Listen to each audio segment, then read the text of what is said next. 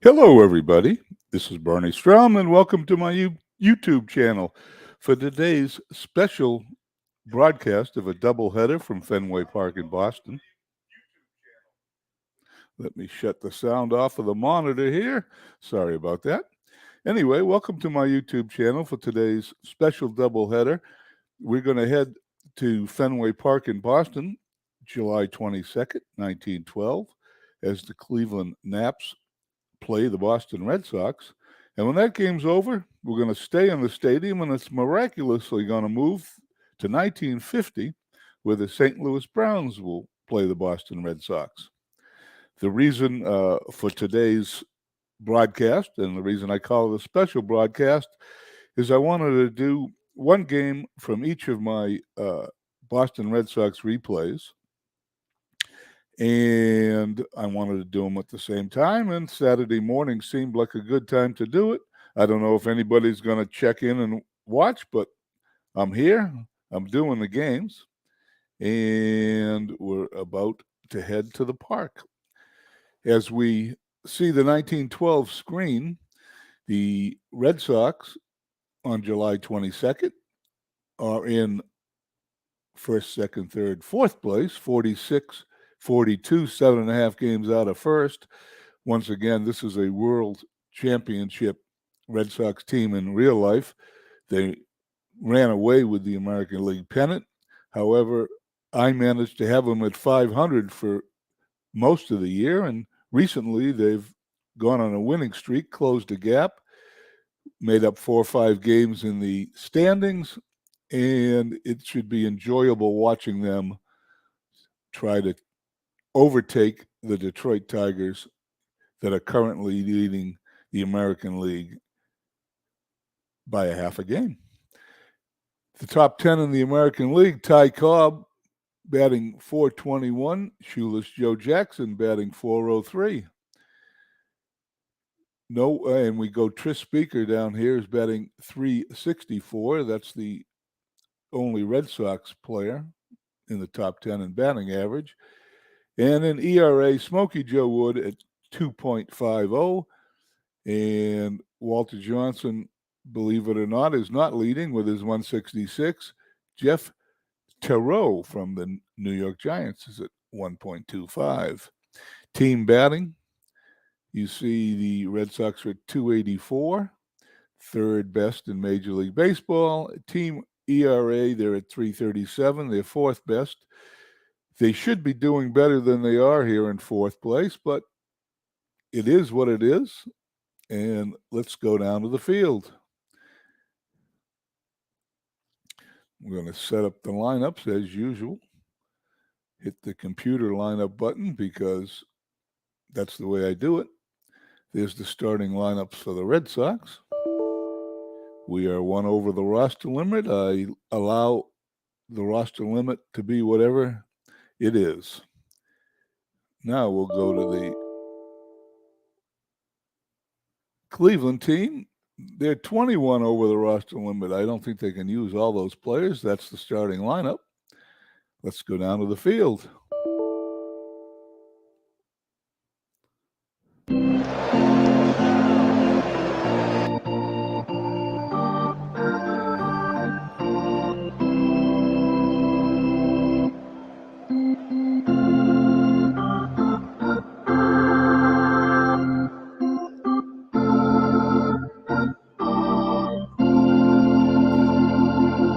Welcome to Fenway Park, where it's Cleveland against Boston. Boston has won 5 straight. Harry Krause gets the start for Cleveland. He'll be making his first start of the year. He's opposed by Buck O'Brien for Boston. He's made 19 starts and is 7-9 with an ERA of 3.22. His third start against Cleveland, he's 1-0 with a 1.42 ERA against Cleveland. It's 87 degrees in Boston, wind speed 10 miles an hour in from center field. That should hold up any balls going to center field. I don't think you're going to see anything hit the bleachers in Fenway Park today. Let's go down to the field. Play ball! The lineup for Cleveland My old eyes can't. Peckinpah, that's it. Okay, Peckinpah at shortstop batting first. Olson at second batting second. Jackson in right field batting third. Griggs at first base batting cleanup. Turner at third base batting fifth. Birmingham in center field batting sixth. Ryan in left field batting seventh. O'Neill catching batting eighth. Krause pitching batting ninth. In the field for Boston, we have Duffy Lewis, but he's in left field. Larry Gardner at third. Heine Wagner at short. Steve Yerkes at second. Jake Stahl, the player manager, at first. Duffy Lewis in left field, parading in front of his Duffy's Cliff. Tris Speaker in center field, the best center fielder the Red Sox have ever had. And Harry Hooper in right field, the distinction of being the only Red Sox player with 4 World Series rings.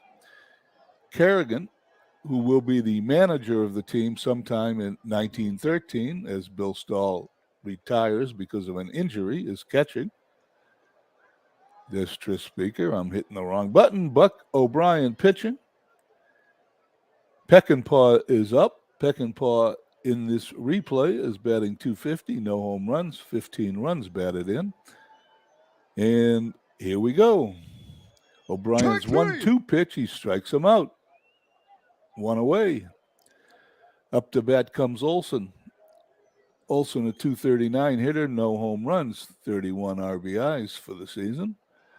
O'Brien looks in, gets the sign, and here's the 1-ball, no strike pitch. It's a ground ball to Stahl. He runs it over to himself, steps in the bag. 2 away. Shoeless Joe Jackson. Didn't check this before. I have no idea why I don't have a picture of Shoeless Joe Jackson. I'm sure it's just a technical thing. I have to go make an adjustment after the game so we have his picture. I apologize. Anyway, Shoeless Joe Jackson's up. He is batting .403, as I mentioned earlier. He's got 5 home runs. He's got 56 runs batted in. O'Brien's a right-handed pitcher. Joe Jackson, a left-handed batter. Here's the pitch. Jackson hits a fly ball left field. Duffy Lewis backs up a little. He's got it. And the end of the first half inning, it's Cleveland nothing as we go to the bottom of the first. Red Sox coming to bat. In the field, we've got Terry Turner at third base. Roger Peckinpah at shortstop, and because his name is so long, it doesn't appear here. Ivy Olson at second. Art Griggs at first. Buddy Ryan in left. Joe Birmingham in center. The pictureless, shoeless Joe Jackson in right field. And here's another picture I got to get. Steve O'Neill. I'm sure I have it in there. It's just probably not formatted correctly, so we'll have to change that when the game's over. Harry Hooper again. There's Harry Krause pitching. And let's go over the Boston Red Sox lineup. Hooper's batting first in right field. Yerkes batting second at second. Speaker batting third in center field. Duffy Lewis in left field batting fourth. Gardner at third base batting fifth. The player manager Stahl at first base batting sixth. The human vacuum cleaner, as I call him, Wagner at shortstop batting seventh. Kerrigan catching. O'Brien pitching. Hooper's due up. And here's Krause's first pitch. Ground ball to second. Olson's got it. Over to first. And there's 1 away. Yerkes steps in. Yerkes is batting .255 for the season. No home runs. 38 RBIs. Krause gets the sign. He throws the 1-2 pitch to Yerkes. It's a bounding ball up the middle. Olson's got it over to first, and there's 2 away. Tris Speaker stepping in. Tris Speaker, the Red Sox top hitter, batting .364, 8 home runs, 68 runs batted in. Krause is a left-handed pitcher, and Speaker is a left-handed batter. Krause gets the sign. 3-2. Ball. And Speaker trots to first base as he gets the free pass. Stepping in, the cleanup hitter, Duffy Lewis. Lewis batting 289, 5 home runs, 56 runs batted in. He's also a left-handed batter, facing Krause, the left-handed pitcher. Krause gets the sign, throws over to first. Speaker gets back. Krause looks in, throws. It's the hit and run. Lewis hits a ground ball to second base. Great play by Olson over to first base, and the inning's over. At the end of one, Cleveland, Boston, no score. Here we go to the top of the second. Art Griggs is up. No home runs, 39 runs batted in. Batting .304. O'Brien gets the sign, 1-2. It's a bounding ball to first. Stahl has it again, runs over, steps on the bag. Griggs is out for one away. Terry Turner is a .308 hitter. No home runs, 33 runs batted in. O'Brien throws the 1-0 pitch, and there's a ground ball right back to the mound. He bobbles it, but he's able to recover, throw to first to get the batter. And there's two away here in the top of the second. Joe Birmingham, the center fielder, is up, batting .254. One home run, 45 runs batted in. O'Brien gets the sign. It's the 2-2 pitch. Strike three. And he ends the inning with a strikeout. At the end of 1.5, it's Cleveland nothing, Boston nothing. Legends, nice to see you. Glad you stopped in. You had quite a day yesterday. Really enjoyed those live broadcasts. Not that I don't enjoy the pre-recorded broadcasts, because I do a few of those myself, but the live broadcast was really fun, especially last night. As a Red Sox fan, I knew what was going to happen ahead of time. I've seen that scenario before. Anyway, thanks for your game. If anybody wants to check out a really good playoff series, Legends Sports Network, Sports Universe, Legends Sports Universe is where you'd find it. Okay, here we go. Bottom of the second. Gardner's up. Gardner, a .315 hitter, 3 home runs, 86 runs batted in. Krause looks in. He gets the pitch. It's a 2-1. It's a bounding ball to short. Over to first. It's a close play, but he's out. One away here in the bottom of the second. Jake Stahl steps in. He's the player manager, playing first base, batting .301. 3 home runs, 60 runs batted in. A very interesting fact about player managers. They were pretty common in baseball. As a matter of fact, baseball started, of course, in the 1800s. It wasn't until 1956, the 1956 Major League Baseball season, that there was not a player manager in baseball. So up until 1955, every season there was a player manager on the field. I was stunned when I read that, but that's the facts. Okay, we're here in the bottom of the second. Stahl steps in. Krause is ready to throw. It's a 1-0 pitch. It's a ground ball, line drive, into left field. Ryan picks it up, throws it back to the infield, and we have our first hit of the game, and Stahl is on first. Heine Wagner due up. He's a good fielding shortstop. He seems to get to everything that's hit in his direction. He's batting .264, no home runs, 41 runs batted in. Stahl is a mildly successful base runner, but not a terribly fast runner that you expect him to steal all the time, even in the dead ball era. Krause, the lefty, looks in, gets his sign. He throws, fly ball to left field. Ryan moves in. He's under it for the out. Stahl has to hold it first. And there's 2 away here in the bottom of the second inning. Bill Kerrigan, next year's Red Sox player manager, steps in. He's batting .263. No home runs, 24 runs batted in. Kerrigan sees the pitch. No, Krause throws to first, trying to pick off Stahl. In the dead ball era, everyone steals. Anyway, here we go. Kraus now throws. It's a bounding ball to second. Olson to short to end the inning at the end of 2. There's no score. Cleve baseball fan, thank you for checking in. Appreciate it. I just saw you over at Al Red Sox fans chat with Al this morning. I was so sorry to see Al do a chat at 9 o'clock because I can't participate live. I love Al's chats. They're a lot of fun. So I'll have to watch that after I'm done with my doubleheader. But thank you for checking in. That was not you. I thought I saw you over there. Well, maybe I was dreaming. But anyway, thank you for checking in with me. Okay, here we go. Top of the 3rd inning. Buddy Ryan's up, batting .271, 1 home run, 31 runs batted in.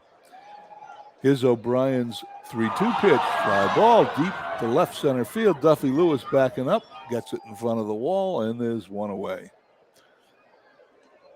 Steve O'Neill, the catcher, up. Without a picture, I will fix that. Anyway, nobody on, 1 out. O'Brien gets the sign. Is the 2-2 pitch is a line drive down the left field line. It is foul. O'Brien gets the sign again. 2-2 pitch.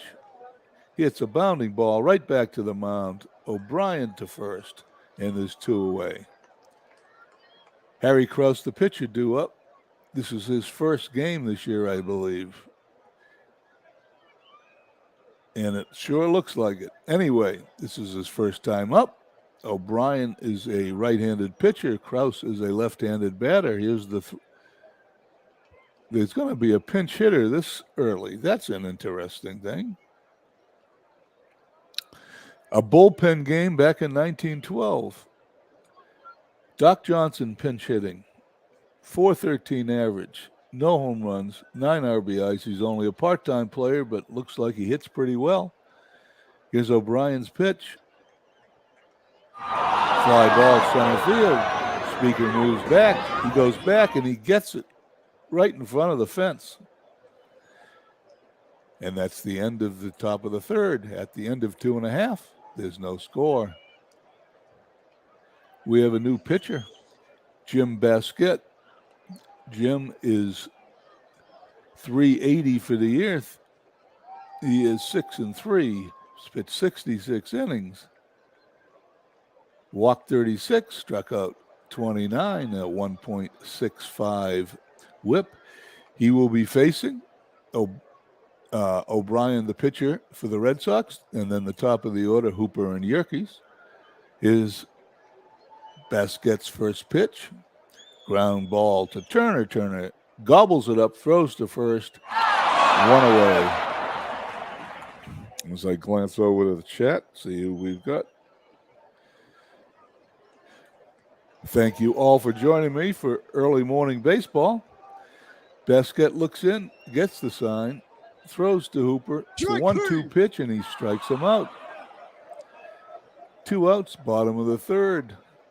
0-0 the score, only 1 hit so far in the game. Yerkes is up. His first time up, he grounded to second. Here's the pitch from Basquette. He hits a bounding ball to second. It's in the right field, just out of the reach of Olson. And we have our second hit of the game. Yerkes at first. He is not a threat to steal. Tris Speaker is due up. He steps in. He's batting .364, 8 home runs, 68 RBIs. He walked in the first inning. Basquette looks in, gets the sign. This is the 0-1 pitch, and there is a line drive deep to left field. It's going to be off the wall. It's fair. It's going for extra bases. Yerkes scores. Speaker goes into second. And there's a double, and the Red Sox take a 1-0 lead.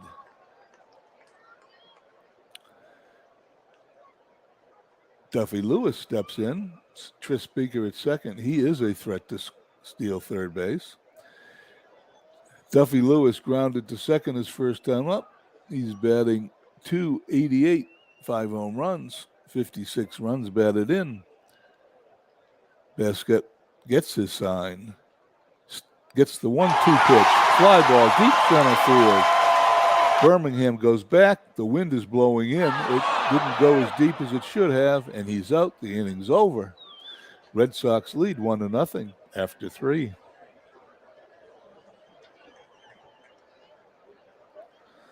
I wonder who was on Al's chat, Cleve. You know, it might have been someone else who has a similar screen name as you, but I'll have to check that out later. Thank you again for checking in with me and watching our first game of our doubleheader. Peckinpah steps in. Nobody out. O'Brien on the mound. He gets his sign. It's the payoff pitch. He walks Peckinpah. Cleveland has a runner. He is a threat to steal. Olson steps in. Throw over to first. Dropped his percentage points 5 points, but better than nothing. Olson, first time up. He grounded to first. He's batting .238, no home runs. 31 runs batted in. O'Brien gets the sign. He throws. It's a bounding ball to shortstop. Wagner takes it himself, steps on the bag, throws to first. Double play. And just like that, there's 2 outs and nobody on with the pictureless, shoeless Joe Jackson stepping in. Jackson flied deep to left field his first time up. He is batting second in the American League at .402. O'Brien gets his sign. It's the 0-2 pitch. And there's a sharp line drive into left field, down into the corner. Joe Jackson rounding first, on his way to second. Here's the throw. He slides. He's safe. And Jackson doubles with 2 outs for Cleveland here in the top of the 4th inning. Stepping in, Art Griggs. Griggs a .304 hitter, his first time up. He grounded to first. No home runs, 25 RBIs, runner on second. O'Brien looks in. Is the 0-1 pitch. And there's a fly ball to left field. It's twisting foul, but Lewis gets it before it hits the stands. The inning is over at the end of 3.5. Boston 1, Cleveland nothing. As we move to the bottom of the inning, Big Clue, thank you for checking in. Good morning, everybody. As we move to the bottom of the 4th inning, Basket's facing Gardner, Stahl, and Wagner. Gardner grounded to short his first time up. He's batting .311. Basket throws the 0-2 pitch, and he strikes him out. One away here in the bottom of the 4th is Jake Stahl steps in. Stahl lined a single between third and short his first time up. He's batting .343, having a great year. If you're having a great year, you must pat yourself on the back if you're the player manager. 2 home runs, 39 runs batted in. Basket looks in. 0-1 pitch. Fly ball center field. Birmingham backing up. With that wind blowing in from center field, there's not going to be too many balls reach those walls out there. There's 2 away here in the bottom of the 4th inning. Wagner stepping in. Wagner flied to shallow left his first time up. He's a .263 hitter. Basket 1-1 pitch. Another fly ball to center field. Birmingham. Unbelievable. It's off the wall. Just as I say that wouldn't happen. Wagner's going for third. Here's the throw. He's safe. It's a triple. And the Red Sox have a runner on third. Even though there's 2 outs, they do have a runner on third. That's their 4th hit of the game. Isn't it funny? A guy steps up to the plate. You tell people that he's a big home run hitter. He strikes out. You tell him he's struck out 9 out of 10 times. He hits a home run. And then you say the wind's blowing in from center field. No one's going to hit that wall. And the next batter hits the ball off the center field wall. Just the way it goes, I guess. Baskett's got a runner on third. Kerrigan's up. His first time up, Kerrigan grounded to second. He's a .233 hitter. The Red Sox looking to extend their lead to 2-0. Baskett looks in. Here's the 1-2 pitch. Is a bounding ball up the middle. Olson gets it over to first. And the inning's over. Triple does not hurt Cleveland. At the end of 4, Boston still leads 1-0. We move to the top of the 5th inning. Turner, Birmingham, and Ryan due up for Cleveland to face O'Brien. O'Brien, today's game, is pitched 4 innings, only allowed 1 hit, 1 walk, struck out 2. Turner steps in. Turner grounded back to the mound his only time up. He's a .308 hitter. O'Brien throws and walks Turner. Turner goes to first. He is a threat to steal. Birmingham steps in. Birmingham struck out his first time up. He's a .222 hitter. We throw over to first. Turner gets back safely. Joe Birmingham up. O'Brien throws to first again. That brought his steal percentage back up. I guess they don't think I'm going to throw over a third time. They'd be right. O'Brien gets the sign. Here's the pitch. A bounding ball. Oh, it's a bunt. Stahl picks it up, throws to Yerke at first. And a successful sacrifice for the Cleveland Naps. Once again, I failed to bring my infielders in. I'm not sure that would have made a difference. There's 1 out, runner on second. Buddy Ryan's up. Buddy fly deep to left center field his first time up. O'Brien gets the sign. 2-0 pitch. Ground ball. Stahl picks it up, flips it to O'Brien for the out. Turner moves to third. 2 outs, however, as Steve O'Neill steps into the batter's box. O'Brien against O'Neill, runner on third. O'Brien gets the sign. Here's the 1-2 pitch. Bounding ball to third. Gardner has it. Close play at first. He is going to be out. The inning's going to be over. And halfway through, the Red Sox lead 1-0. Here in the bottom of the 5th, O'Brien leads off again. It's the second time he's led off an inning. Hooper at the top of the order batting second. Yerke's third, and if one of those guys can get on, Tris Speaker will be batting. Okay. Baskett looks in at his counterpart, O'Brien. The 0-1 pitch. O'Brien grounds the first, flips over to Baskett covering, 1 away. Harry Hooper steps in. Hooper's grounded to second, struck out, batting .290. Baskett throws. Another ground ball to Stahl. Greg. Over to Baskett. 2 away. Different batter, same play. 2 outs. Bottom of the 5th as this game's moving along at a rapid pace. Yerke steps in. He's 1 for 2 today. He's grounded to second and grounded a single between first and second, just out of the reach of Olson. Baskett gets the sign. The 1-1 pitch, ground ball to short, over to first.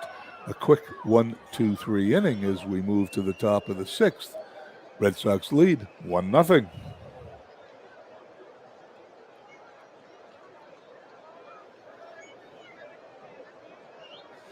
Just checking the chat. Everything seems fine.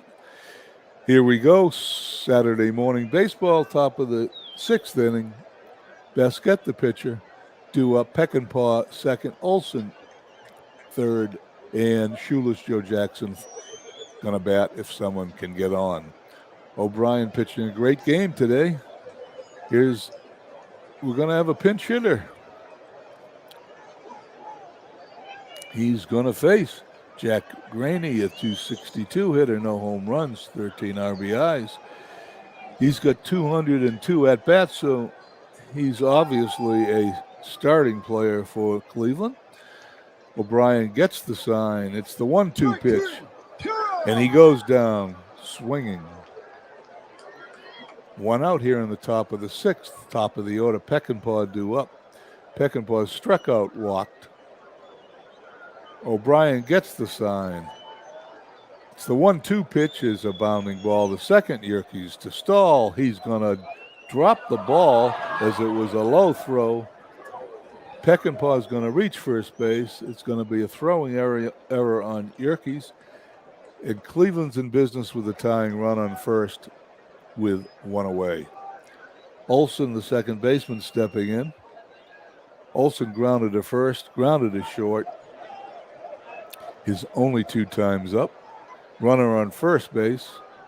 One out. O'Brien looks over at Peckinpah, decides to pitch. Fly. Oh, he's stealing, and he's out at second base as Kerrigan throws out the runner attempting to steal. And now there's 2 away, nobody on. Cleveland is not getting anywhere in this game today. O'Brien gets the sign, looking in at his catcher Kerrigan, and throws the 1-1 pitch to Olson, who hits a bounding ball to Yerkes over to Stahl. And there we go. Not quite a 1-2-3 inning, but it was pretty quick. Willie Mitchell coming in to pitch for Cleveland. It's 1-0 here in the bottom of the sixth. Red Sox 1 run, 4 hits, 1 error. Cleveland, no runs, only 1 hit, and they have committed no errors. Willie Mitchell on the season has an ERA of 4.58, 1 win, 7 losses, 78 innings, 98 hits, struck out 47, walked 28. Somewhat unusual in a dead ball era where you have more strikeouts than walks. He's going to be facing Speaker, Lewis, and Gardner. Speaker steps in. He's walked and doubled. Here's Mitchell's 1-2 pitch. There's a line drive to left field. Ryan takes it on a hop, throws it in. Tris Speaker reaches first. Nobody out. Bottom of the sixth. Duffy Lewis steps in. Tris Speaker's going for second. Here's the throw. And he is out. Cleveland returns the favor to the Red Sox as they throw out a runner here in the 6th inning. Thomas Bartlett, nice to see you. Thank you for checking in. Okay, here we go. 1 away. All of a sudden, Duffy Lewis is the only person we got to care about since there's nobody on first. He's grounded to second, flied to left. Mitchell throws the 0-1 pitch. There's a line drive to right field. Doesn't that always happen after you're thrown out stealing? The next guy gets a hit. Lewis is on first. He is not a threat to steal. So we won't have a runner being thrown out at second. As Gardner steps in. Gardner struck out his last time up, grounded to short in the second. He's batting .310. Second baseman is sneaking over a little bit towards the first base side. Here's the pitch by Mitchell. And there's a ground ball to Turner at third, over to second for 1. He makes no throw. Gardner's on first base with the fielder's choice. Excuse me 1 second as I take a sip of my morning coffee.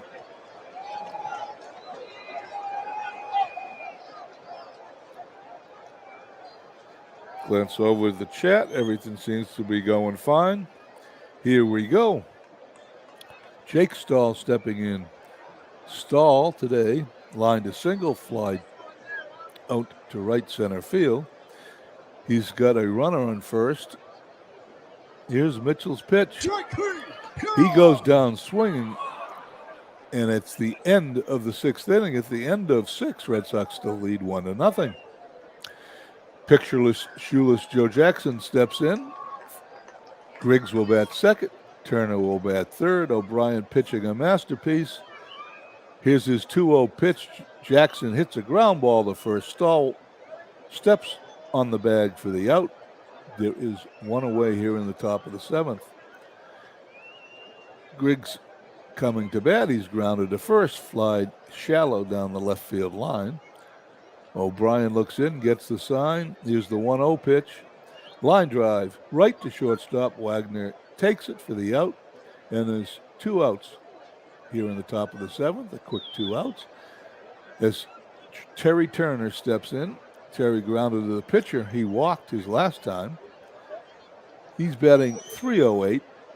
O'Brien gets the sign. Here's the 2-2 pitch to Turner. And there's an error. It's going to be on, who's that error on? It hit off the chest of O'Brien. Turner is safe. O'Brien will be charged with an error. It was a bad play. Well, at least he was hit off the chest. Red Sox commit their second error of the day. Turner's on first. He is a threat to steal. Here's the pickoff attempt. Turner gets back. Doesn't do much for his stealing percentage. Birmingham's up. He's struck out. He had a sacrifice bunt his last time up. O'Brien gets the sign. Here's the 2-2 pitch. There's a ground ball that back to the mound, over to first, and the inning is over. At the end of 6.5, it is Boston 1, Cleveland nothing. Excuse me. Not sure why I need another drink here. Excuse me 1 second.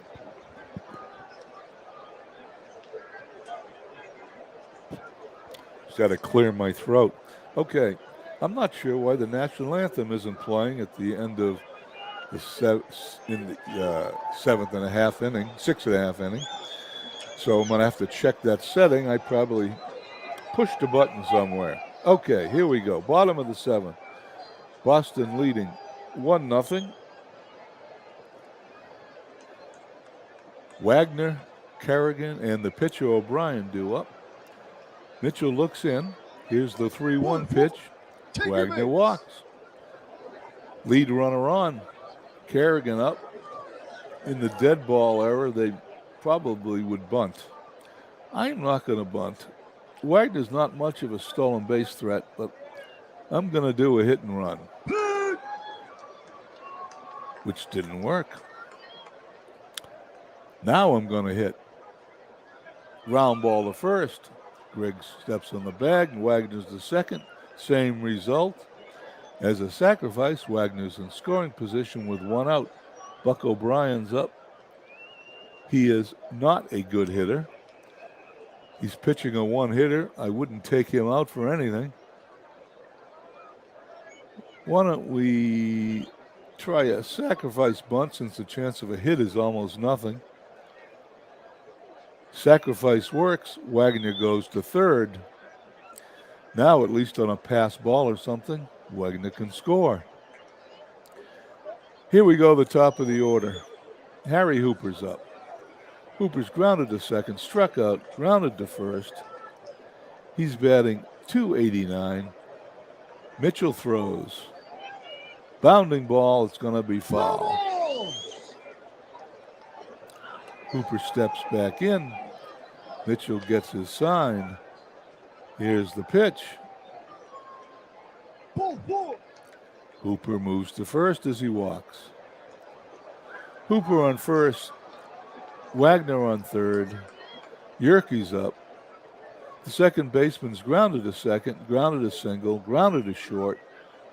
Batting .256. Mitchell throws.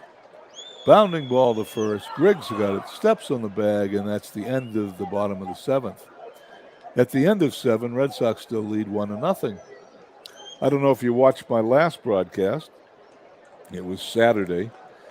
It was a surprise broadcast because the game before that was a 1950 game, which I forgot to check the button on StreamYard to share the sound for my screen grab. And I did the entire game without a single sound from the field, no field noise, no crowd noise, just my play-by-play.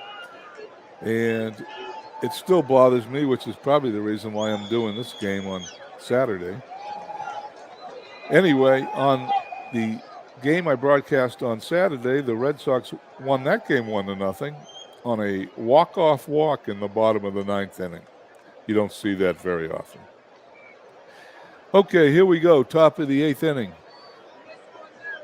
Ryan O'Neal and Nash, the shortstop, as there was a double switch in there when they put Mitchell in.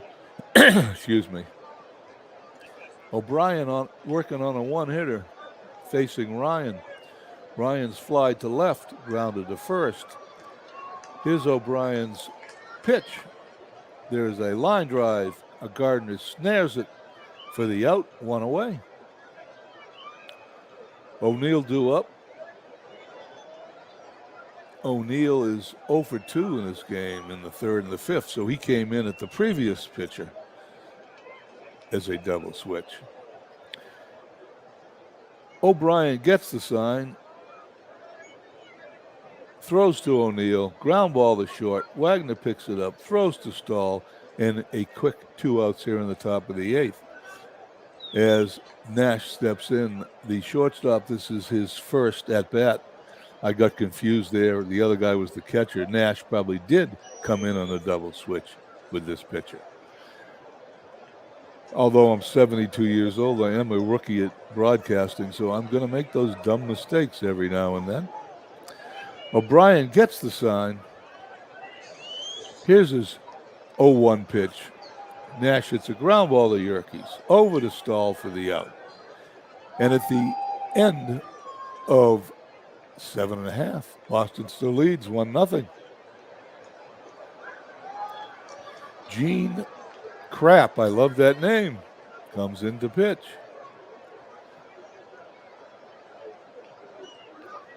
He is number 1 in the order, so they didn't put anybody else in.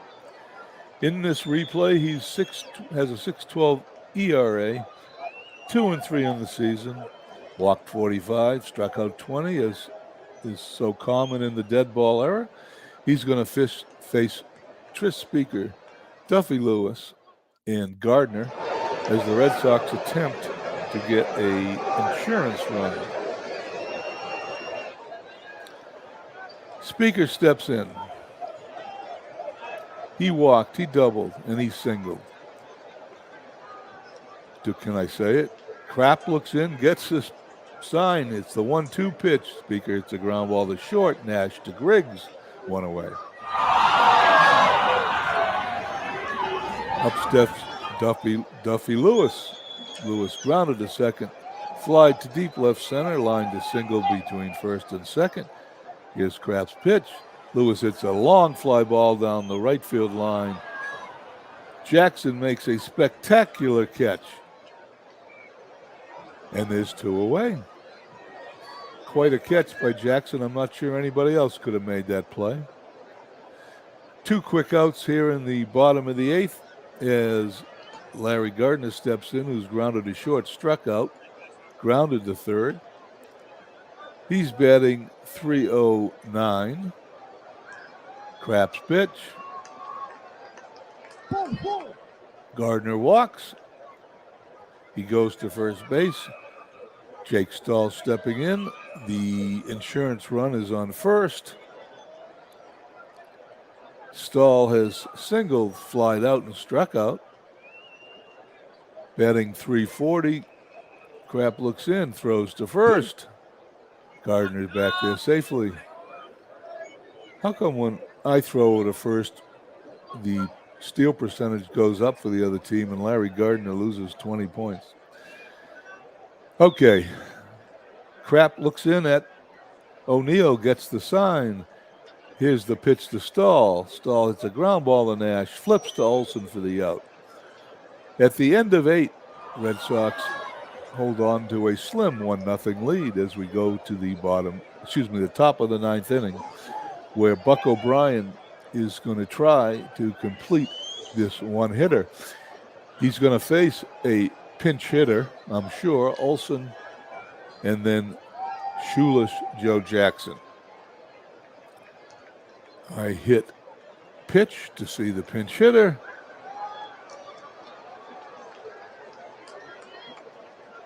It's Bill Hunter. He has limited information here, only 11 at-bats, a 182 hitter, 1 run batted in. O'Brien looks in, gets the sign. It's the 3-1 pitch. He's going to put the pinch hitter on first base, who is almost surely not going to attempt a stolen base here. Olson's up, the second baseman.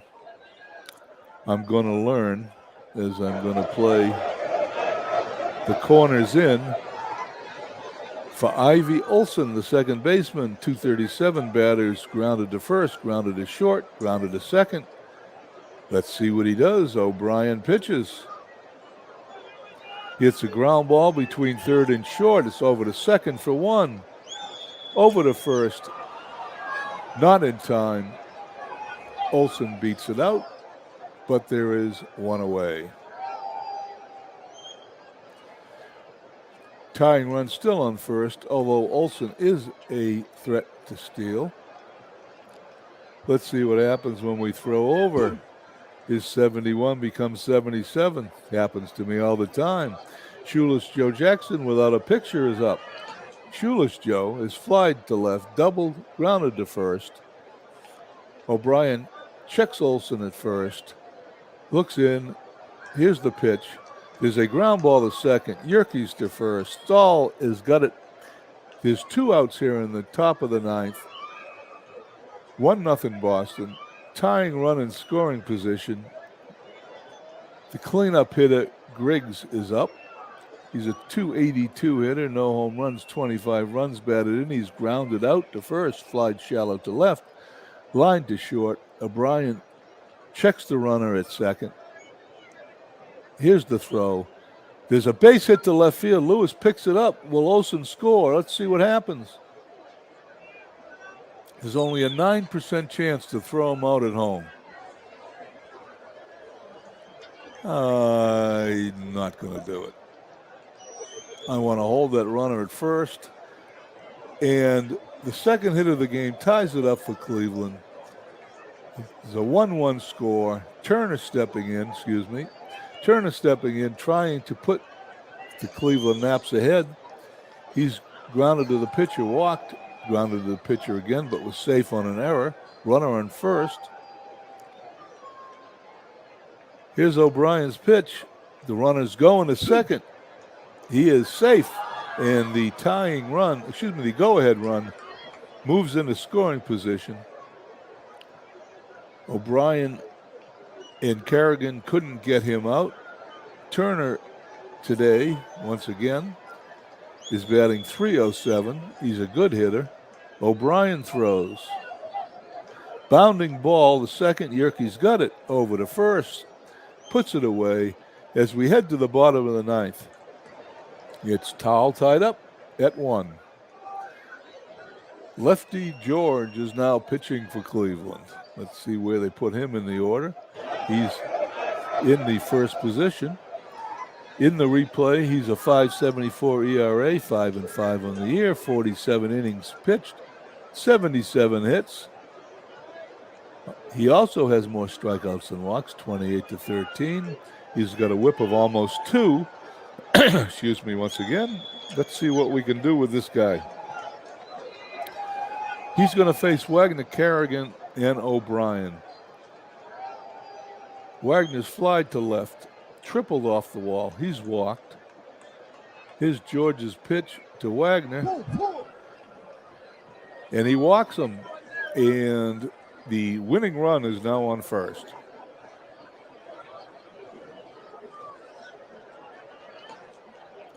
Okay, Kerrigan steps in. He's 0 for 3 on the day. Conventional wisdom says he's grounded to second twice, grounded to first once. Conventional wisdom would have him bunt. The pitcher's due up. Our pitcher is not a good hitter. Wouldn't do me any good. I'm probably not a great dead ball error manager. I do not want to pinch hit for the pitcher. I'm going to hit away as George winds and throws. He throws to first. Wagner is picked off. He wasn't even trying to steal. Okay, there is no go-ahead winning run at first base. That saves me from having to do any managerial decisions. Here's the pitch from George to Callahan. Bounding ball to first. Griggs has got it, steps on the bag, and all of a sudden, instead of a winning run on first with nobody out situation, there's nobody on. There's 2 outs in the game. Makes it easy for me to make a decision on O'Brien. George throws. Bounding ball to Turner. He throws to first, and we're going into the 10th.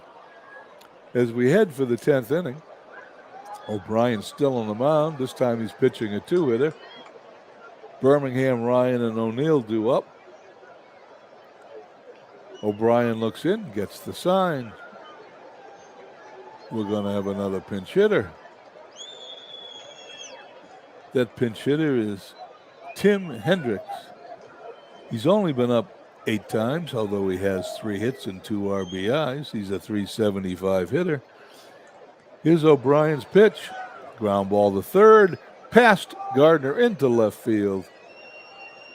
Gardner should have had that ball. Lewis picks it up, throws it in. The go-ahead run reaches first. Ryan's up. Pickoff attempt at first. He gets back. Ryan's up. The left fielder's a .276 hitter. He's flied to left, grounded to first, line to third. Infield's going to play corners in. O'Brien's pitch to Ryan. There's the bunt.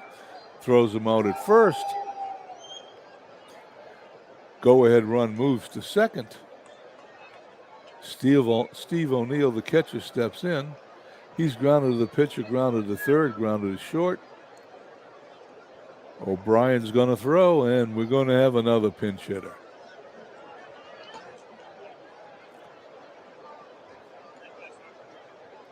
Bert Adams, a .120 hitter. He's a switch hitter. He will be batting left against O'Brien. No home runs, 3 RBIs. Runner on second. O'Brien checks the runner on second.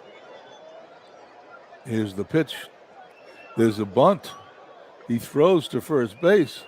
The runner goes to third with 2 outs. I'm not sure what the reason was for that, but I'll take the out, play the infield back.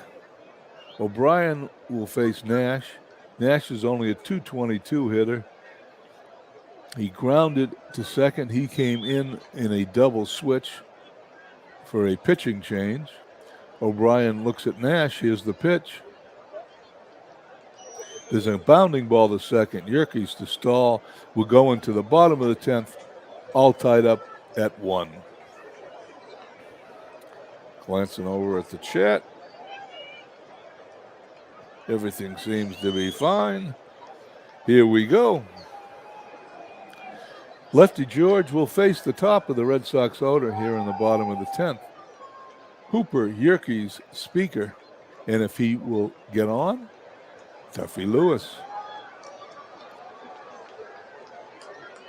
George looks in at Hooper. Lefty pitcher, lefty batter. Here's the pitch to Hooper. There's a long fly ball to left field, but Ryan is under it, puts it away. 1 away. Yerkes is up. He's 1 for 4, batting .255. George pitches. Ground line drive into left field. Ryan picks it up on the hop. Winning run on first in the form of Yerkes. Tris Speaker's up. Yerkes will not attempt to steal. Tris Speaker will not attempt to bunt. Tris Speaker today has walked, doubled, line to single, grounded to short. He's a .366 hitter. He's got 6 game winning RBIs on the season.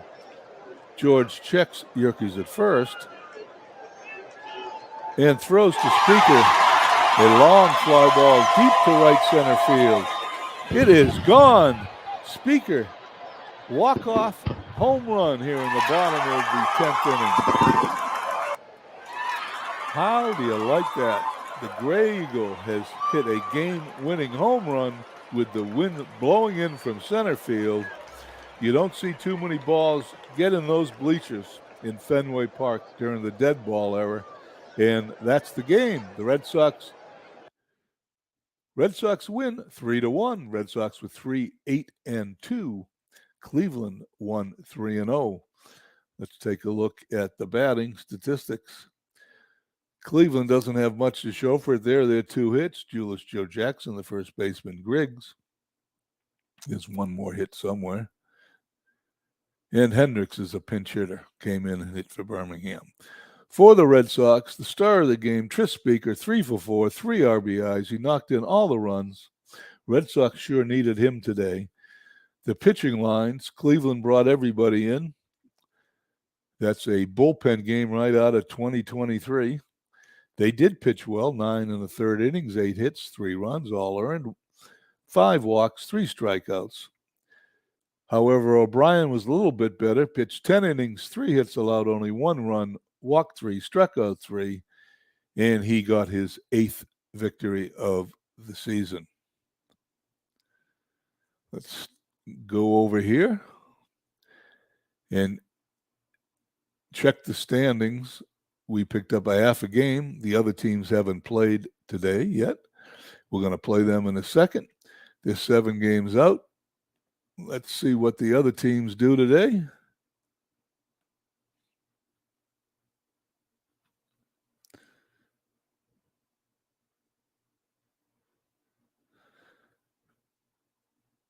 And there it is. The day is finished. Red Sox climb a little closer to Philadelphia as they're 7 games back. Detroit must have lost because they're half a game back.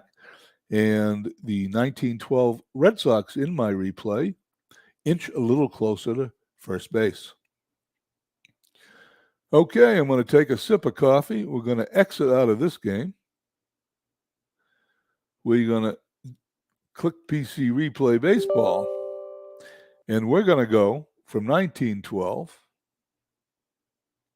to 1950. Same park, different year, different teams. It is Saturday, July 22nd in 1950. There's today's schedule. I'm going to take a sip of coffee, take a minute's break here, and then we're going to go on to the next game.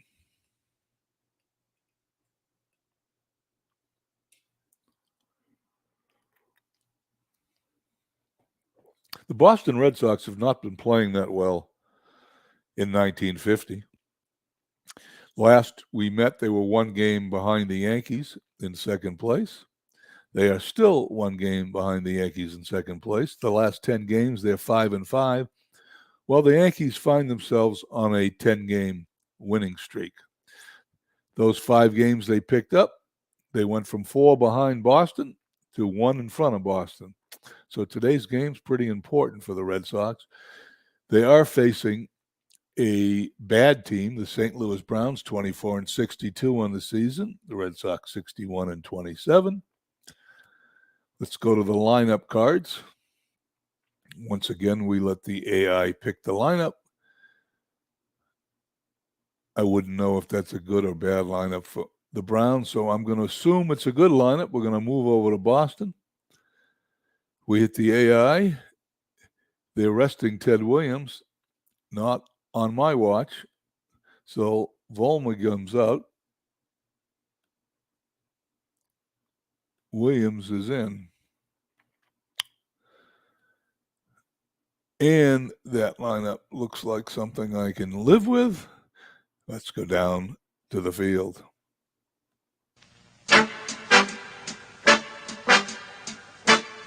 Replay Radio is live from Boston. Top of the first. Here we go, the second game of the doubleheader. The 1950 Red Sox in second place in the American League. Manager Steve O'Neill. That's right, today's July 22nd. McCarthy, the manager of the Red Sox, resigned today. He did step. O'Neill has been managing for a while, but McCarthy hadn't resigned. But on July 22nd, McCarthy officially resigns. Steve O'Neill officially becomes the manager of the second place Red Sox. They're 61-27, facing the 8th place St. Louis Browns. Here's the batting order for St. Louis.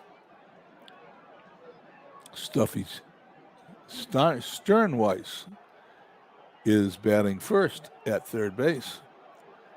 Dick Kokos in right field batting second. Don Leonard in left field batting third. Roy Sievers, who I've seen play, in center field batting fourth. Les Moss catching, batting fifth. Hank Arft at first base batting sixth. Tom Upton at shortstop batting seventh. Owen Friend batting eighth, playing second base. Dick Starr pitching. In the infield, you've seen this before, Pesky, Stevens, Dorr, and Dropo. Outfield remains the same, Williams, DiMaggio, Zarilla. Bats catching today instead of Bertie Tebbetts. Ellis Kinder pitching. Stepping in is Sternweiss. Sternweiss is batting 162 in this replay.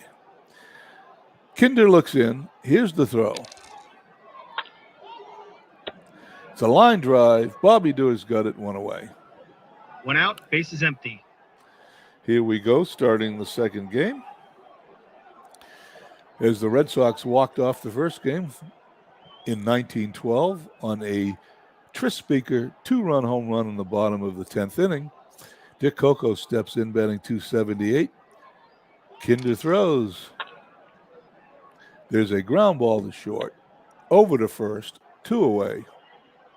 Well, there isn't 2 away yet. Let's hope there's 2 away. We're going to have a roll. There's going to be a bang-bang play here on the umpire chart. He's safe, and I'm wrong. Runner on first. 1 out. 1 out, man on first. Don Leonard up. 311 hitter, 10 home runs, 35 RBIs. Kinder checks the runner at first and throws. There is a line drive caught by Stevens as he jumps in the air about 6 inches. He's got it, 2 away. 36, my favorite play. Whenever you see a 36, it's a line out to either the second baseman or the shortstop. If the batter and the pitcher are from the same side, if they're from opposite sides, it's always a single. 2 outs, man on first. Kokos on first. Kinder looks in at Roy Sievers, who's batting 235, 8 home runs, 31 runs batted in. Here's the pitch. Ground ball to second. Over to first. The inning's over. No runs, 1 hit, and 1 left on. At the end of 1/2 inning, Boston is coming to bat, and there's no score. Bottom of the first. Glancing over at the chat, excuse me. Everything seems quiet today. Saturday morning, we have a smaller crowd. We seem to get bigger crowds in the evening.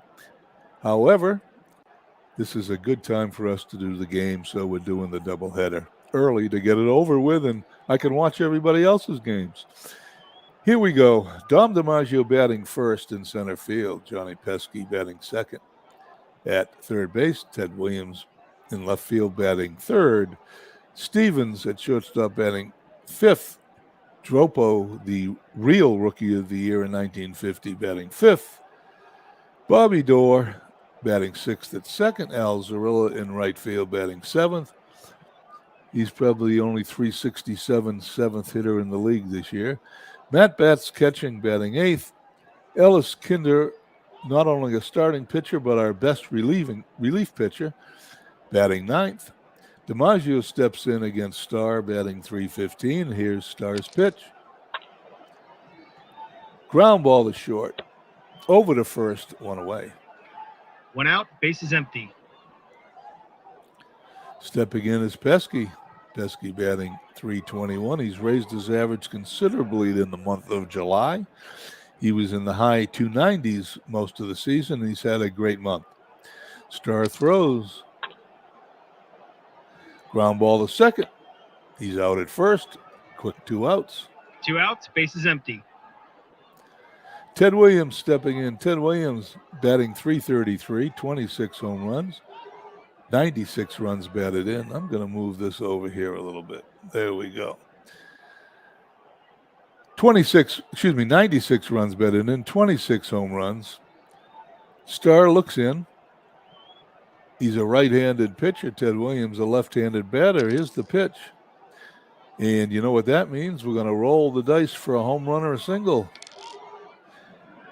And there it goes, possibly. I'm going to have to roll it again. It'll be I'll explain all this if you guys haven't seen it yet. Anything over a 1 is a home run. He hits a single. I hope that's not a sign of 100th hit this season. Hope that's not a sign of a bad day. Ted 2 Williams outs, men on first. on first. He hits a single to center field. Play-by-play is a little more difficult. I know I mention it every day, but in case I have any new viewers, play-by-play is a little more difficult in PC replay baseball. Unlike Action PC, where you hit the button and the play plays out, in PC replay baseball, you could have one roll tell you what happened. Sometimes you have 2. So once in a while you have 3, and on occasion you have 4 rolls to find out what happened to that play. So it sort of breaks up the play-by-play. As Vern Stevens steps up, I take another sip of coffee. Thank you for letting me do that. Williams on first. Williams has the distinction, along with Ricky Henderson and a couple other guys, of being the only players in Major League Baseball to have stolen bases in 4 different decades. He stole a base on July 22nd, 1960, I believe. And that was the 4th decade in which he had a stolen base, 30s, 40s, 50s, and 60s. Here's Starr's pitch. And there's a single in the left field. Ted Williams makes his way around to third. The Red Sox have something going with 2 outs. 2 outs, men on first and third. Walt Jopo batting .297, 14 home runs, 58 runs batted in. He batted .322 in the real season with 34 home runs. Walt Jopo is going to face Starr with runners on first and third. Here's the pitch. And there's going to be a fly out to left field to end the inning. No runs, 2 hits, and 2 left on. At the end of 1, there's no score. Top of the second. In the second inning, Moss, Arft, and Upton are due up against Ellis Kinder. Moss batting .177. Here's the pitch. Ground ball back to the mound. Over to first, there's 1 away. 1 out, bases empty. Arft is up. He's a .303 hitter with no home runs, 6 RBIs. He plays about half the time. He's got 132 at-bats.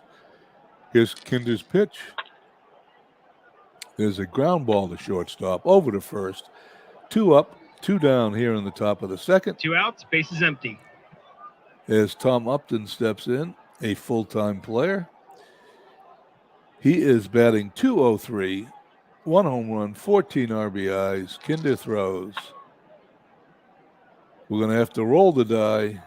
Could be a home run, could be a single. If that's a 6, it's a home run. It's a 5. It's a base hit to right field. Zarilla throws the ball back to Dorr. And 2 outs, men on first. the Browns have a runner on first with Owen Friend up. He's a .215 hitter, 5 home runs, 24 runs batted in. Kinder throws, strikes him out at the end of the top of the second, at the end of 1.5. No runs, 1 hit, and 1 left on. There is no score. Okay, here we go. Bottom of the second. Hit that button. We go to the bottom of the second. Bobby Dorr, Al Zarilla, Matt Batts due up. Dorr, a .356 hitter in this game, .294 in the real season. He is overperforming. Starr throws.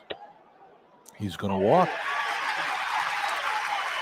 Dorr moves to first. No outs, men on first. Alzarilla stepping in, batting .367. He's overperforming also. You know, it's interesting rolling these dice with these numbers. We've been doing it now since April. A lot like APA baseball, when these numbers roll, you memorize the plays. And sometimes you know them, sometimes you don't. Every now and then I'll call a play based on that, and I'll be wrong. But most of the time I'm right. Okay, Alzarilla, left-handed batter. Star, a right-handed pitcher. Door on first. Nobody out here in the bottom of the second. Here's the pitch. Ground ball to second. There's going to be a force out at second. Cirilla's going to make it to first. One away. Still a runner on first. One As out, man on first. Matt Batts comes to the plate. Matt batting .270, 2 home runs, 22 runs batted in. He's right on his number for the batting average for the season. Here's the pitch by Star. There's a fly ball center field. Severs doesn't have to move. He puts it away for the out. 2 outs, man on first. As Ellis Kinder strides to the plate, a .175 hitter, no home runs, 3 runs batted in. Zarilla on first. Star throws. And there is the leaping catch by the shortstop on the 36 No runs, number. no hits, and 1 left on. At the end of 2, there's no score. Top of the third. Time for another sip of coffee here in the morning. Got to keep myself awake. It's real early. Usually my games don't start for another 45 minutes.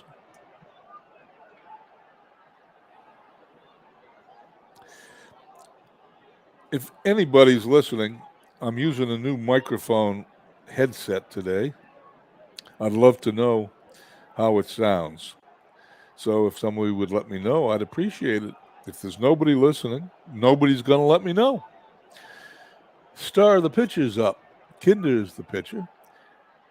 Here's the throw. One down here in the top of the third. 1 out, bases empty. Stuffy Sternweiss in his .161 batting average steps in against Kinder. Here's the pitch. Ground ball to second. He's out, and 2 up, 2 down here in the top of the third. 2 outs, bases empty.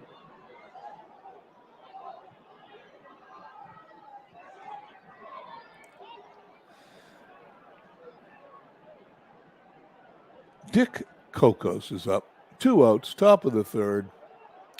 I just glanced over at the chat to see if there was an answer. There isn't, so I'm probably talking to myself, but it is fun. Kinder throws. Fly ball left field. Ted Williams under it. Puts it away. And just like that, the inning's over. 1, 2, 3 at the end of 2.5. No score. Bottom of the third. We've had a lot of zeros today. First in 1912, now in 1950. Dom DiMaggio, top of the order. He will be followed by Johnny Pesky, Ted Williams. Stars pitching a good game. DiMaggio steps in, batting .315. Here's the pitch. And he goes down on strikes. 1 out, bases empty. Johnny Pesky stepping in, batting .320. He grounded a second his first time up. He's batting .320. Here's Star's pitch. He's going to walk. Red Sox have a runner. 1 out, man on first. Ted Williams is up. Ted Williams singled his first time up. He could have hit a home run, but some bad luck kept him from doing that. .336 hitter, 26 home runs, 96 runs batted in. Star checks Pesky and throws. There's a line drive right at Kokos in right field. He's going to put it away for the out. 2 outs, man on first. Pesky remains on first. Vern Stevens steps in. He singled his first time up, batting .346. And he hits a fly ball to center field. Severs puts it away, and that's No the inning. runs, no hits, and 1 left on. At the end of 3, there's no score. Top of the fourth. Another sip of my cup of coffee. Lenhart is followed by Severs and Moss. Kinder also pitching a good game. Lenhart lined to short his first time up. Here's Kinder's pitch. He's going to walk. Leadoff batter gets on for St. Louis. No outs, men on first. Roy Severs due up. He's going to have a great career. However, this was probably his rookie year. He only had 10 home runs, batted 238, but he's going to have a wonderful career, mostly for the Washington Senators. Runner on first. Kinder throws. He's going to hit a single into center field. Lenhart is going to round second, and he's going to hold. DiMaggio gets it in to Pesky at third base. Runners on first and second. Nobody out. Top of the fourth. No outs, men on first and second. Les Moss is up. He's a 175 hitter. Infield playing halfway for the double play. Kinder throws. Ball hit the third. Going to go to second for one, over to first. A double play. Just what the doctor ordered. Lenhart goes to third. 2 away, however. 2 outs, men on third. The double play is the pitcher's best friend. Kinder's going to face Darf. He's got a runner on third. 2 outs thanks to the double play that just occurred. Kinder throws. Ball 4. Take the base.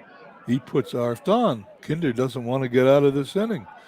Excuse me. 2 outs, men on first and third.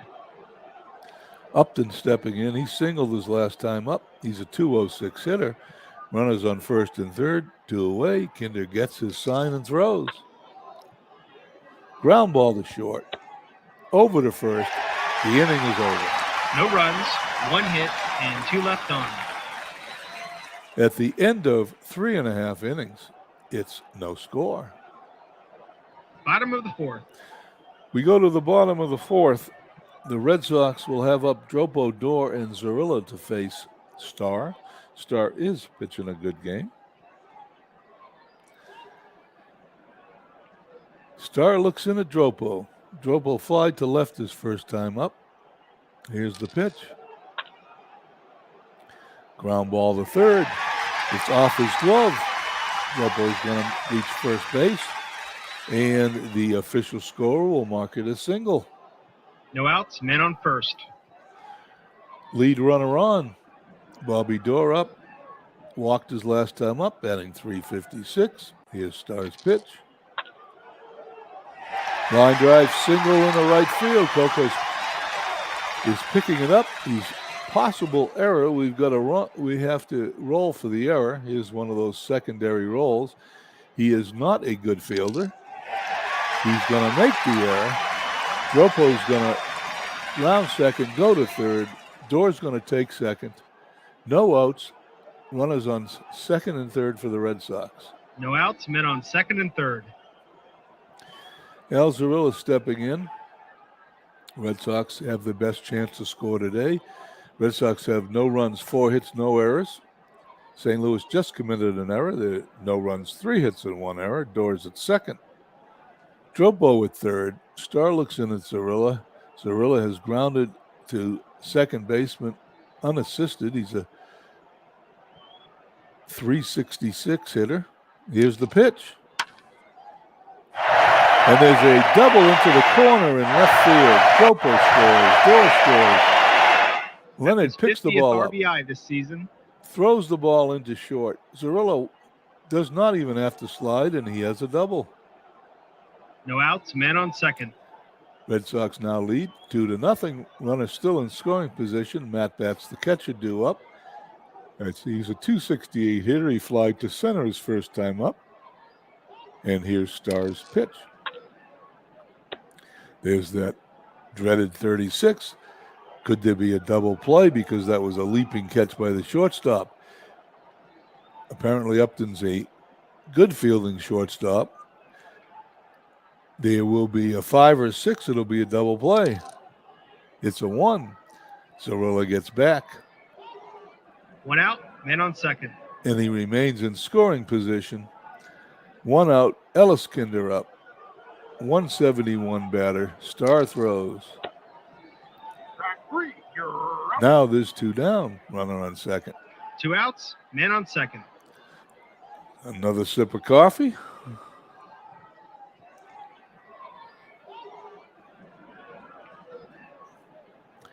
And Dom DiMaggio steps in. He's grounded to short. He's struck out. He's got a runner in scoring position. Red Sox have a 2-0 lead.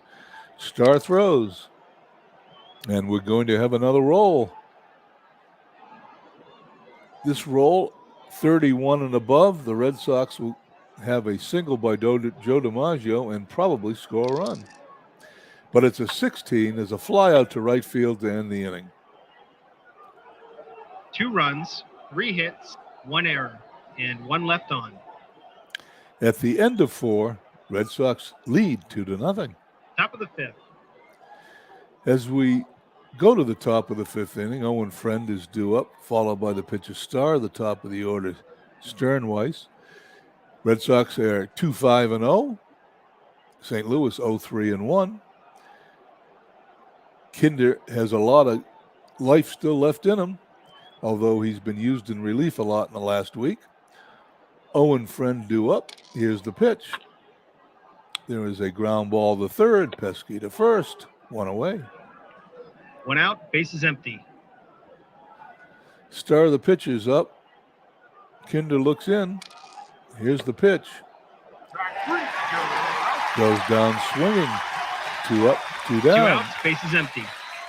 In the top of the 5th, Sternweiss due up. He's only batting 160.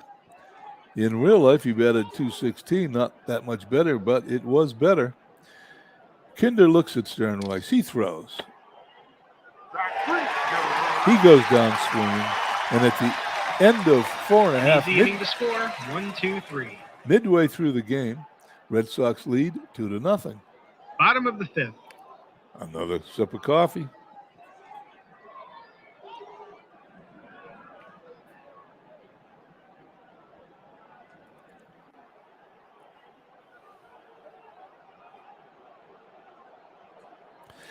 Okay, Star here in the bottom of the 5th inning will face the number 2, 3, and 4 hitter, Pesky, Williams, and Stevens. Pesky's grounded to second, walked. He's batting .320. Star pitches. He's going to hit a fly ball to left field. Leonard's going to back up in front of the warning track. He's going to put it away for the out. 1 down. 1 out, bases empty. Ted Williams stepping in, singled and center lined out to right field, batting .334. Here's Star's pitch. There's going to be a line drive right at Arft at first. He pulls it out of the air. There's 2 away. 2 outs, bases empty. 2 up, 2 down. Vern Stevens stepping in, singled, fly to center. Star pitching a good game, only allowed 2 hits, 5 runs. Here's the pitch to Stevens. Deep fly ball, deep to left field. Leonard back It's in 1, front 2, of the 3 wall. inning. He puts it away for the out. And at the end of 5, Red Sox lead 2-0. Top of the 6th. Top of the 6th inning, the Browns will have their 2, 3, 4 hitter, Kokos, Lenhart, and Sievers. Kinder throwing a shutout. There haven't been too many runs today. A 3-1 game in the first game of the doubleheader. And Tris Speaker won that with a walk-off 2-run homer in the bottom of the 10th. Cleveland had tied it in the top of the 9th. Cleveland went into the top of the 9th, only having 1 hit, but they scored a run to extend the game into extra innings. Okay, here we go. Ellis Kinder to face Kokos. He singled and flied to left, batting .254. And he was hit by the pitch. That ball got away from Kinder, and the lead batter is on here in the 6th inning. No outs, man on first. Lenhart's due up. He's a .269 hitter, 10 home runs, 35 runs batted in. He lined out to short, walked his last time up. Cocos is going to attempt to steal.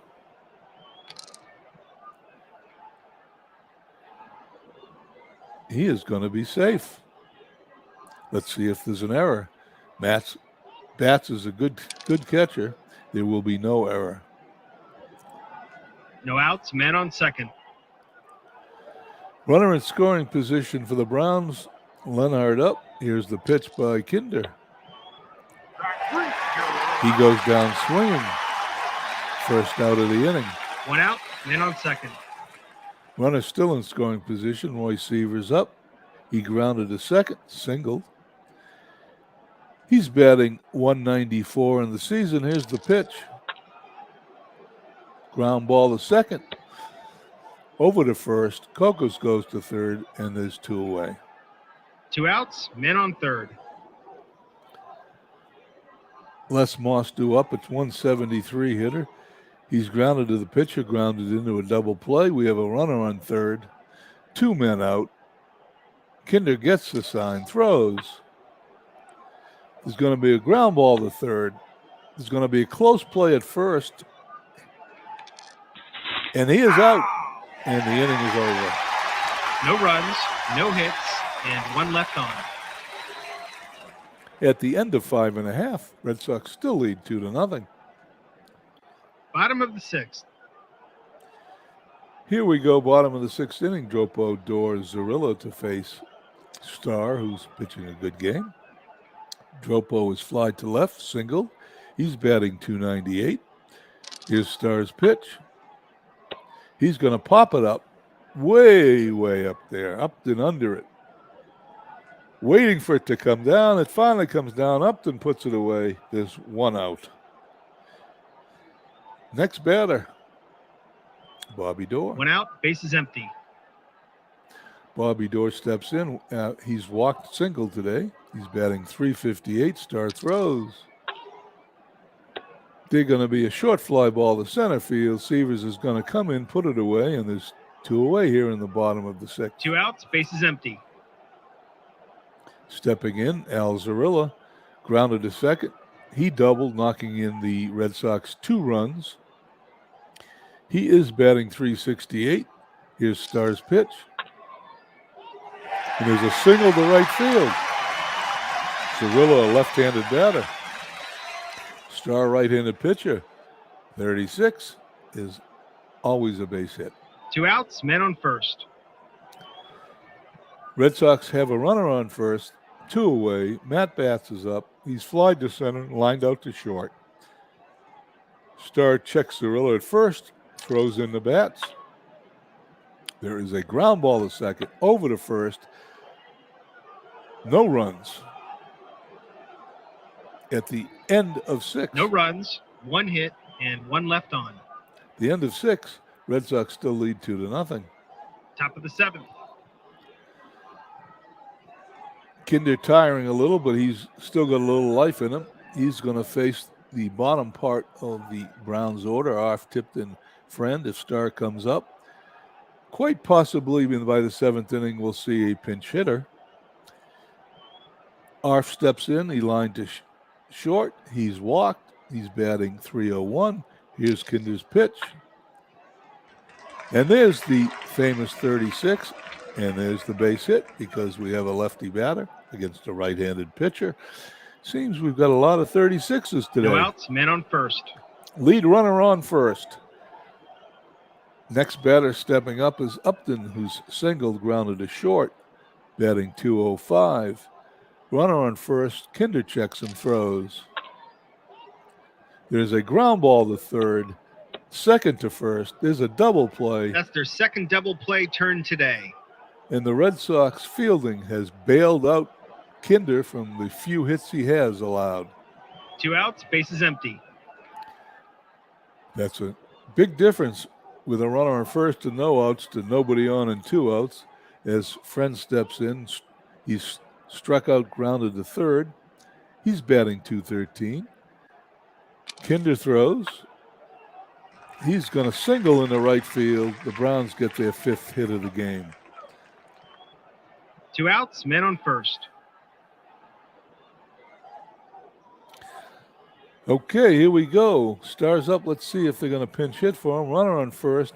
Red Sox leading 2-0. They're not going to pinch hit. He's going to strike out. The inning's No going to be runs, over. 2 hits, and 1 left on. At the end of 6.5, Red Sox still lead 2-0. Bottom of the 7th.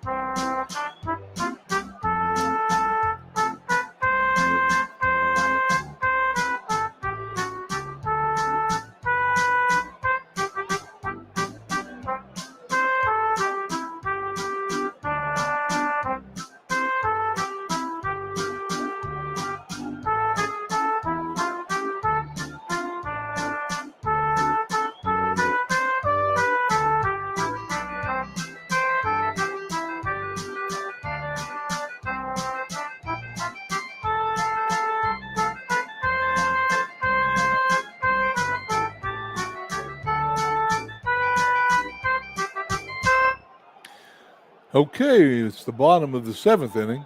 Red Sox leading 2-0. Red Sox 2-6-0. St. Louis 0-5-1. Due up for the Red Sox, the pitcher Ellis Kinder, followed by the top of the order, Dom DiMaggio, Johnny Pesky. Kinder has lined to short, struck out. He's a 167 hitter. Star still in there for St. Louis, and here's the pitch. He walks the opposing pitcher. That's a no-no, but there is a runner now on first base with nobody out. No outs, men on first. The defense is playing in at the corners. They're expecting a bunt from Dom DiMaggio, the 313 hitter. They're not going to get one. DiMaggio's grounded to short, struck out, flied to right. Here's the pitch. Going to be a ground ball to short. Second to first double play. I guess he should have bunted. 2 away. 2 outs, bases empty. I guess I dreamed too much. Maybe he should have bunted, but I don't think I'd do that even if it happened again next inning. 2 outs. Johnny Pesky stepping in. He's grounded to second. Walk, flied to left field. He's batting .319. All of a sudden, there's nobody on 2 outs. Star throws. Here's a fly out to center field. The inning's over. No runs, no hits, and none left on. At the end of 7, Red Sox still lead 2-0. Top of the 8th. Ellis Kinder is beginning to tire. He may or may not be able to make it through this whole game. He is going to face the top of the St. Louis Browns order, Sternweiss, Kokos, and Lenhart. 5 hits for St. Louis. Kinder looks in and throws. Strike 3. 1 out, bases empty. 1 out, nobody on. Kokos is up. He's singled, flied to left. He was hit by a pitch the last time up. He is batting .254. Kinder looks in, throws. He's going to hit a ground ball to second. It's going to be over to first, and there's 2 quick outs. We do roll for see if the pitcher is going to get any more batters to face, and he is. 2 outs, bases empty. He now has enough energy to finish this game. Ellis Kinder looking into Lenhart, probably the best hitter on this St. Louis Browns team. 10 home runs, 35 RBIs, batting .268. He's lined to short, walk, struck out. Kinder throws. We're going to have another roll. Based on the ballpark, anything over 15 is a base hit. There you go. Lenhart's on first as he singles. 2 outs, men on first. Tying run steps to the plate in the name of Roy Sievers. He's a right-handed batter. He grounded to second, singled, and grounded to second again. He's batting .193. Kinder checks the runner and throws. Ball 4. And Kinder walks the tying run. 2 outs, men on first and second. The potential tying run on first is Severs. The potential go-ahead run is walks to the plate, Les Moss. He's grounded to the pitcher, grounded into a double play. He's grounded to third. He's a 171 hitter. Kinder bears down and throws. The ball hit to short. He's out at first base. The eighth No inning runs, is over. 1 hit, and 2 left on. At the end of 7.5, as Kinder pitches out of that jam, Red Sox lead 2-0. Bottom of the 8th. Starr still on the mound for St. Louis. He trails 2-0. Williams, Stevens, and Dropo due up for Boston. Ted Williams singled line to right, lined out to first, batting .333. Here's Starr's pitch. He's going to walk,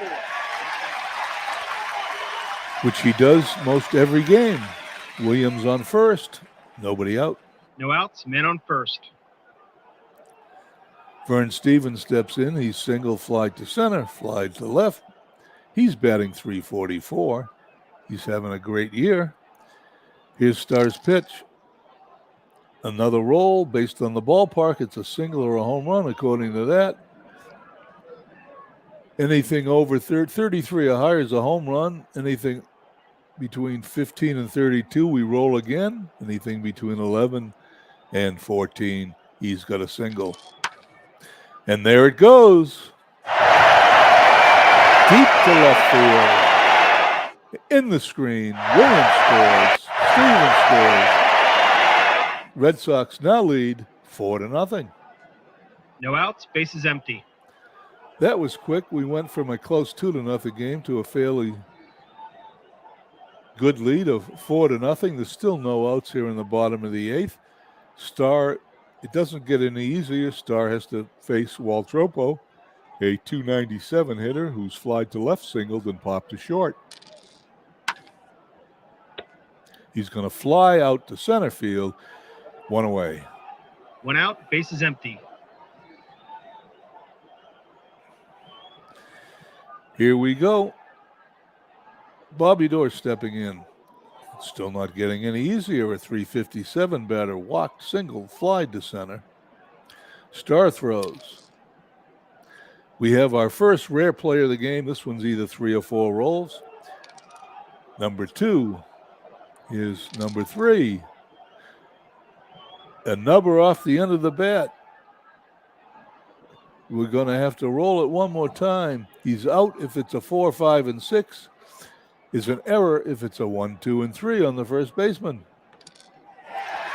He makes the error. Doerr reaches first. 1 out, men on first. Doerr at first base. Infield playing halfway for the double play. 1 out. The Browns trail 4-0. Zarilla stepping in is grounded to second. Unassisted double knocked in the first 2 runs of the game. Single, batting .370. And we have another roll in the ballpark effect chart. Anybody new here? The reason I love playing PC replay baseball, because it's like playing the cards and dice game on the screen. You guys can watch and follow along by seeing everything.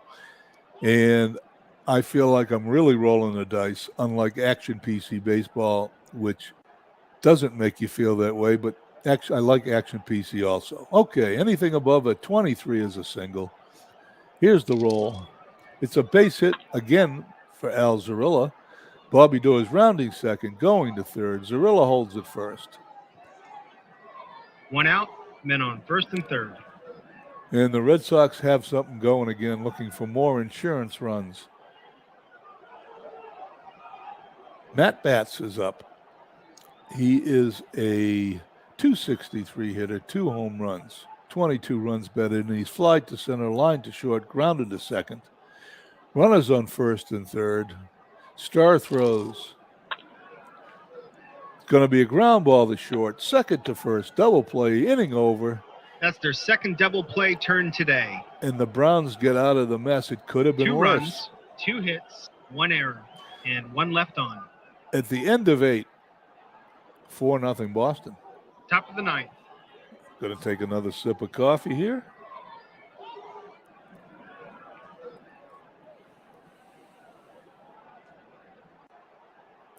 As we go to the top of the ninth, Kinder trying to pitch a complete game shutout. Browns down to their last 3 outs. They're at the bottom part of their order. 6th hitter Arf is next, followed by Upton and Friend. If anyone to get any one of those 3 to get on, Starr would be pinch hit for. Okay, Arf is due up. He lined to short, walked. He's singled. He's batting .306. Kinder's pitch. Ball 4. Puts him on. He's walked again. That's his second walk of the game. No outs, men on first. With a 4-0 lead, walking the first batter is a little less nerve-wracking. We are now going to have a base action roll. I don't think we've had too many of these today. It's either going to be a balk, pickoff, wild pitch, or nothing. Number 9, we have a possible wild pitch. It's only going to be a wild pitch if it's a 6. It's a 3 because Kinder doesn't throw a lot of wild pitches. The catcher blocks it. No outs, men on first. Back to where we were before that roll. Upton's single, grounded to short, grounded into a double play, batting .204, runner on first. Kinder pretty much ignores him. Here's the throw. Ball hit to third, second to first, double play. And they turn their third double play of the game. Like you just heard, it was their third double play of the game. They've certainly bailed out Kinder whenever he has put himself in jeopardy. 2 outs, bases empty. We are down to the Browns' last out. Kinder's facing Friend, who is struck out, grounded to third. He's single. He's a .216 hitter. Kinder throws. Should be the game. Ground ball to third. He's out at first. The ball game is over. Wins the game. Goodbye, everybody. Hello, Beatles. Thank you for coming in. You thought I was going to start at 1:30. I know I usually start at 1:30, but I did a doubleheader today, so I started at 11:30. But I'm going to tell you, there were 2 good games, so if you get a chance to watch them, you should do that. I hope you're on later today, Beatles. Looking forward to your broadcast. They're always fun. That's the game. The Red Sox win 4-0 as Ellis Kinder shuts out the St. Louis Browns. Red Sox 4-8-0. The Browns 0-6-2. That's a doubleheader win, 38 years apart. In Game 1, the Red Sox walked it off on a Tris Speaker home run at the bottom of the 10th. They won that game 3-1. Boston wins. That was in 1912. 38 years later, in 1950, Boston shuts out the St. Louis Browns 4-0. Let's get over here and end the game. Winning pitcher Kinder now 8-3. Dick Starr, the loser, now 3-5.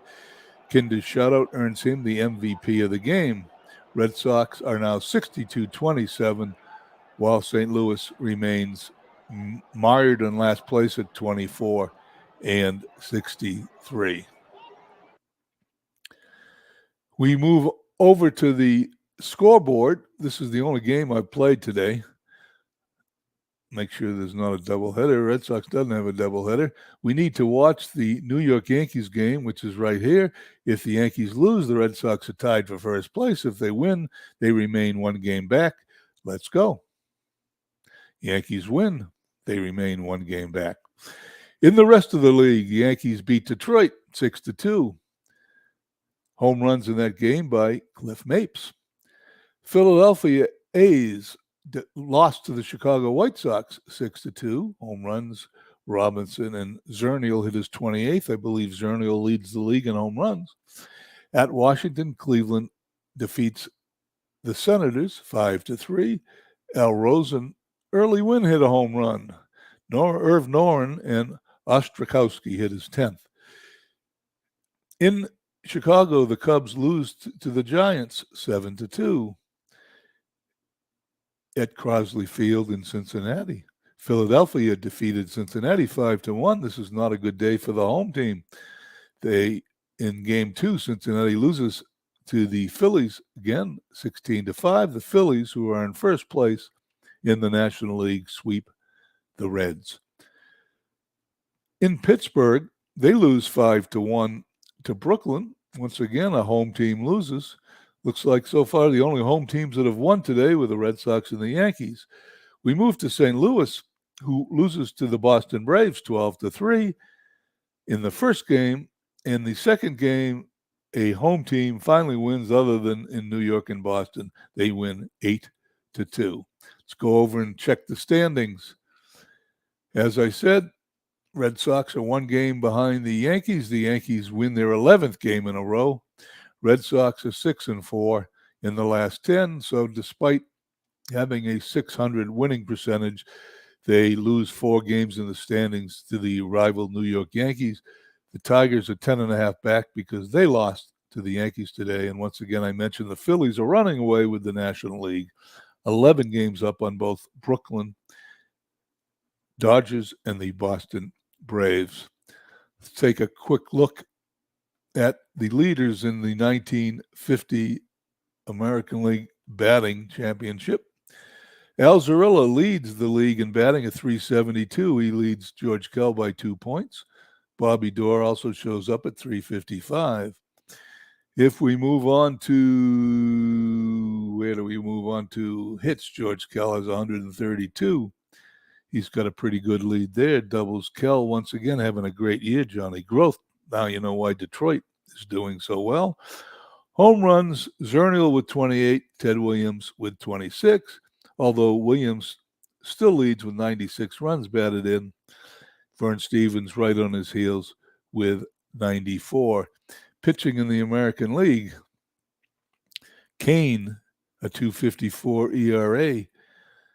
Boston has Mel Parnell at .298.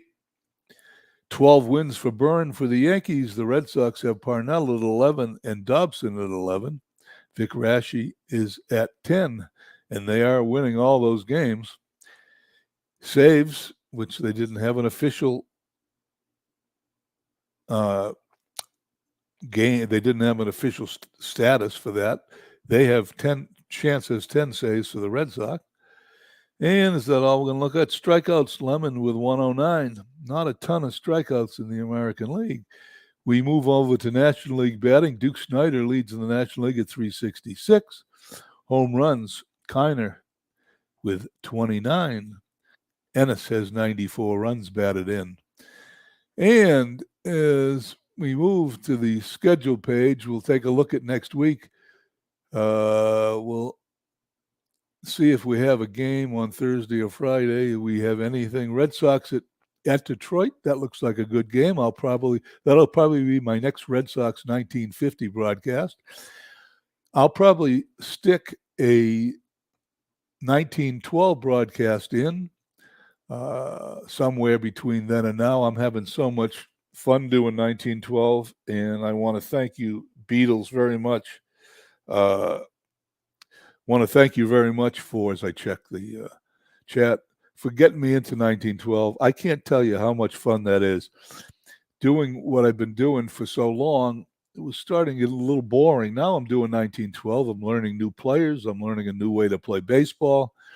It's just, it's a lot of fun. I'm spending more time reading about the season of 1912 than playing 1912. You missed my stat of the day. Ted Williams on July 22nd, 1950, stole a base. 1960, not 1950. Stole a base for the Boston Red Sox today and put him in an elite company. He was the first man at the time to have stolen bases in 4 consecutive decades, the 30s, 40s, 50s, and 60s. He's since been tied by Ricky Henderson and 1 or 2 other guys. However, to have Ted Williams have a stolen base record is pretty interesting. Anyway, want to thank everybody for being here today, and I hope to see you soon. And I hope everyone has a great weekend. Beatles, don't forget to do a broadcast. I'm looking forward to it. I'll be watching everybody else for the rest of the weekend. We'll see you next week.